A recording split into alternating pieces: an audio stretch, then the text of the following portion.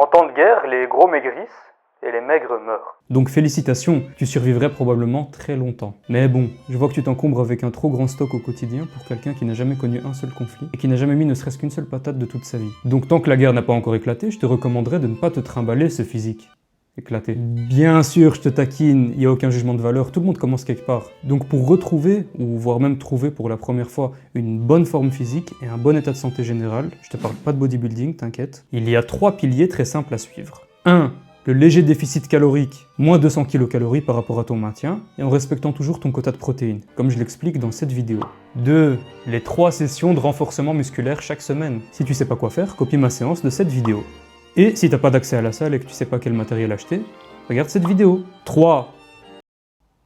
Le cardio déguisé, c'est-à-dire que tu vas t'acheter un déguisement lesté et faire des circuits de cardio à haute intensité en biceps alternatif avec un drop set pyramidal pour maximiser le choc musculaire et ainsi augmenter la réponse métabolique. En plus, ça tombe bien, c'est bientôt Halloween, mais si t'as pas d'idée de déguisement, je te recommande de regarder cette vidéo.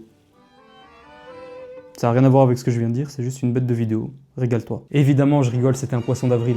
Il est en retard, c'était celui de 2017, donc attends-toi à ce que je récupère tout mon retard au fil des vidéos. Plus sérieusement, ce que j'appelle le cardio déguisé, c'est toute ton activité physique en dehors du sport. Le fait de bouger un tout petit peu plus peut sembler anecdotique, mais ça fait un changement colossal. Prenons 2 clones identiques, A et B. Ils ont le même métabolisme, même alimentation, même sport, même intensité durant les séances, mais A décide de descendre un arrêt de bus plus tôt que prévu à chaque fois qu'il va au boulot, termine le trajet à pied. Et A décide de prendre les escaliers plutôt que l'ascenseur parce que c'est rien que 2 étages. Alors A aura beaucoup plus facile à perdre du poids et beaucoup plus rapidement que B, alors que les deux s'entraînent pareil et qui se privent pas plus alimentairement parlant. B progresse moins juste parce qu'il refuse de marcher et qui prend une trottinette électrique pour arriver pile à sa destination à chaque fois.